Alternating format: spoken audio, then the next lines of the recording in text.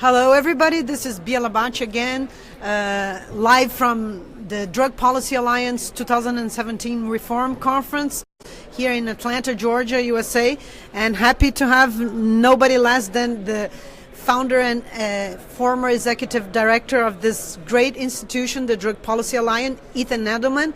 And also nice for me to re-meet him. I don't know if he remembers, but in 2007 I went to my first Drug Policy Alliance conference.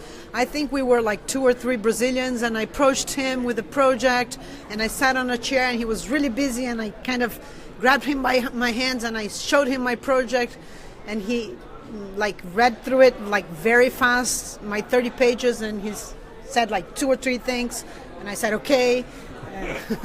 And 10 years. Was that in New Orleans? Yeah, that was in New Orleans. My God. But since then we've seen each other in Sao Paulo and probably in Rio and a whole bunch of other places.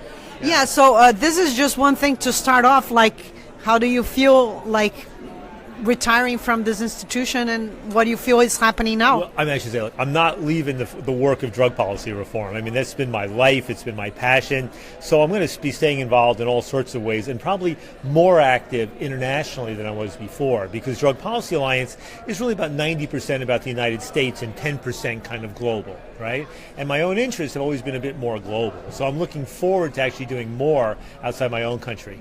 But I no longer have the responsibilities of running an organization. You know, I mean, DPA growing to 75 people working there and a $15 million budget and offices around the country. And, you know, at some point, for somebody who founds an organization, you want to find the right time and place where you can hand it off to a good successor in a stable way with money in the bank. And I feel I was able to do that. And I feel good about my successor, Maria McFarland Sanchez Moreno, as well. Well, I think it's kind of up in the air, and we're all having this feeling that she seems to be a really nice leader, and the vibrant feeling is still up in the air. So I definitely share that perception. I mean, you're such an incredible, fountain of so many knowledge about so many aspects, but I'm just going to grab one aspect that is kind of what our folks here are interested in, which is psychedelics. Mm-hmm. So I would just start by saying, is it correct to say that psychedelics is kind of an illegitimate topic? It's trying to make its way in to the world of drug policy, or not anymore? I don't think so, because, it's always been part of the discussion, right? And for all the DPA conferences, I mean, almost going back to the beginning years, there's always been some sort of track on psychedelics. There's always been there's 54 sessions on everything from marijuana, medical marijuana, cocaine, heroin, harm reduction, public health, international drug policy, drug testing, policing, racial justice, social justice, legalization, and psychedelics. So psychedelics has typically had between 3 and 6 sessions at every DPA conference. So it's been in there. It's always had its role, right? And I felt that was important, and other people did as well. And the second thing is that when we do that closing plenary and I bring people up from different fields, I would normally try to have somebody from the psychedelics as well. Because one of the things I like about Drug Policy Alliance is what it means in terms of weaving together a movement. People come to this movement because they care about legalizing marijuana, or they come to it because of racial justice, or they come to it because they're a libertarian who believes in freedom, or they come to it because they believe in harm reduction and public health, or they come to it because of the psychedelics issue, or whatever it might be.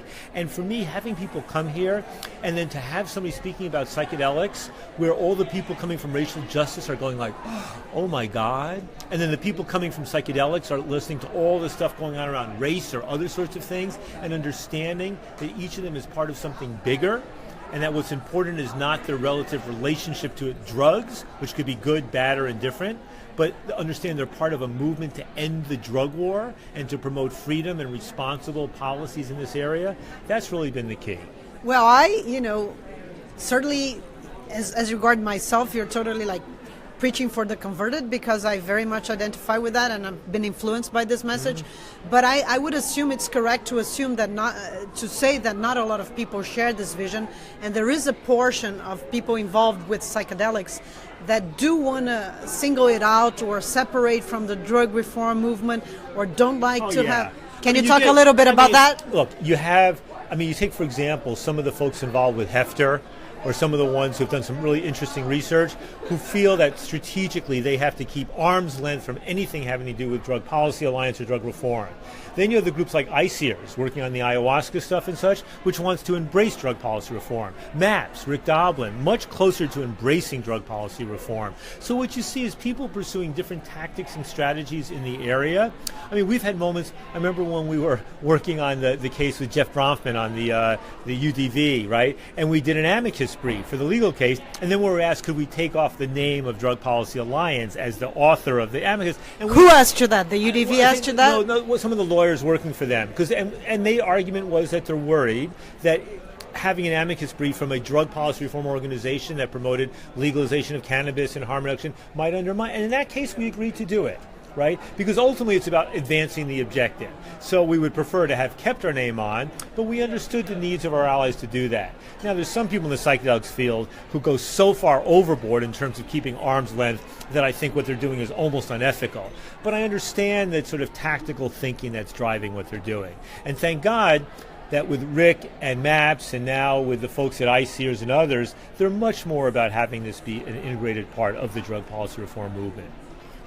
What is it? You kind of used a strong word, unethical. What is it that you feel that is complicating in terms of rejecting this connection between... People can pick the tactics they want. Then the question is about how far you want to push that in ways that are sometimes not appropriate. I don't want to get into details about that. Sure. No, let's just focus to the idea on thinking, what would a post-prohibitionist world look like in terms of psychedelics? I was going to say that one of the other things about it is that, a core principle of the Drug Policy Alliance and of the Drug Policy Reform movement is that people should have sovereignty over their own minds and bodies, and that nobody deserves to be punished for what we put on our bodies if we don't hurt anybody else.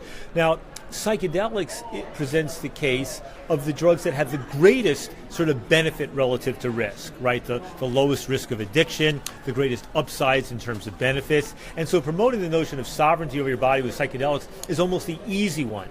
But some of the people in the psychedelics area kind of recoil at the notion that that same principle of sovereignty over mind and body should also apply to drugs like crack cocaine or heroin or things like that, which have a much lower risk, their risk-benefit ratio is much inferior to psychedelics, right? And in a way, it's like our First Amendment, in the United States, the freedom of speech, press, religion, and assembly. The key point is it's not just there to protect elevated speech, elevated writing, of the thoughtful, it's also there to protect the most despicable types of speech, as long as it's not doing terrible things to people, because that's the principle. You have to protect the things that are more fearful and ugly if you want to preserve the greater freedom.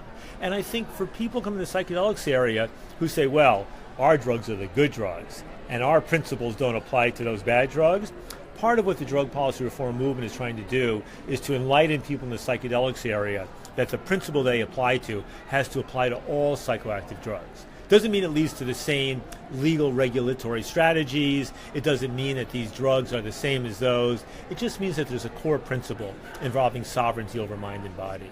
Yeah, I agree to that, and I think it's not just about the drug itself, it's about the relationship you have with the substance. And you can have a problematic relationship to different kinds of substances or not. And it's possible to have a positive relationship with any psychoactive substance and a negative relationship with any psychoactive substance. Obviously, with the psychedelics, it's much easier to have positive ones and for many more people, and with crack cocaine it can be harder. But still, we have to accept that either is possible. I agree. So let's move, thinking about regulatory strategies and how would a post-prohibitionist world would look like for the case of psychedelics. Have you given some thought?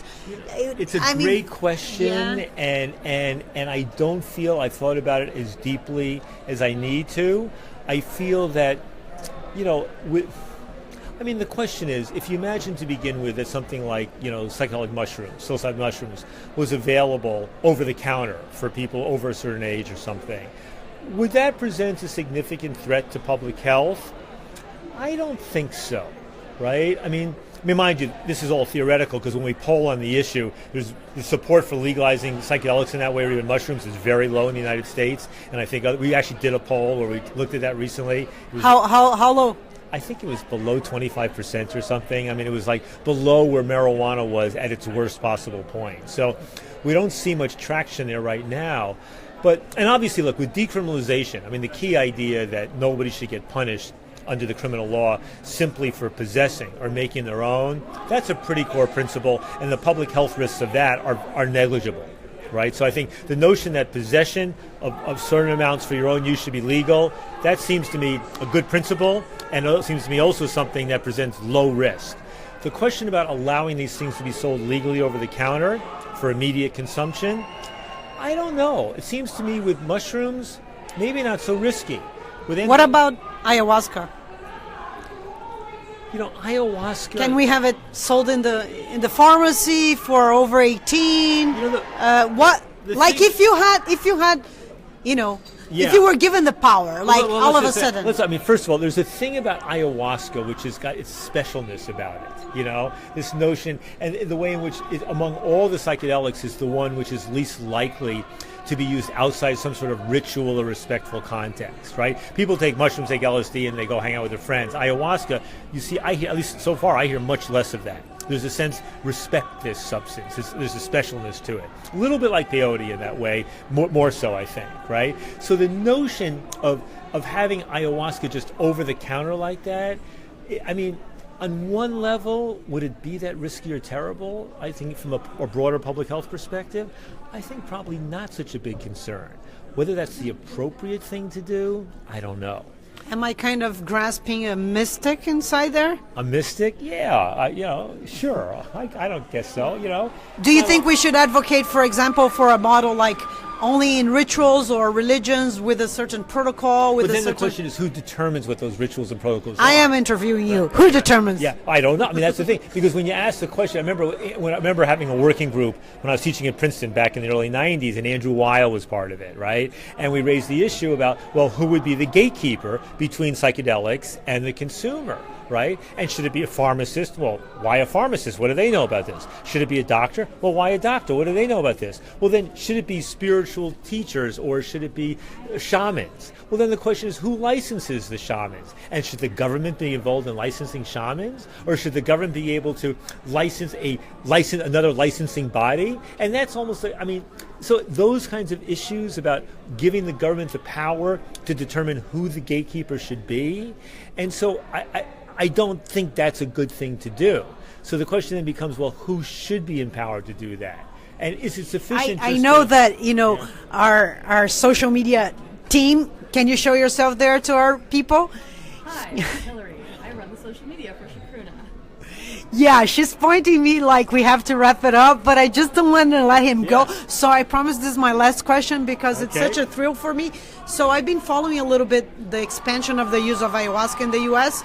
And since 2009, the DEA has put this exemption application process that churches that use psychoactives as sacraments can apply for an exemption. Have you been following any of that Not closely. I just wonder if we had to propose a proactive model, wouldn't it be pertinent to think and to advocate that the DEA should not be in charge of this process, but another agency? We generally think the DEA should not be in charge of any of this stuff. That if anything, it should be a public health body that should be charged, not a federal police agency. It's highly inappropriate to have a federal police agency in charge of any of this scheduling process or any of this regulatory elements, right? Not just with ayahuasca or other psychedelics, but with any drug. So absolutely not them.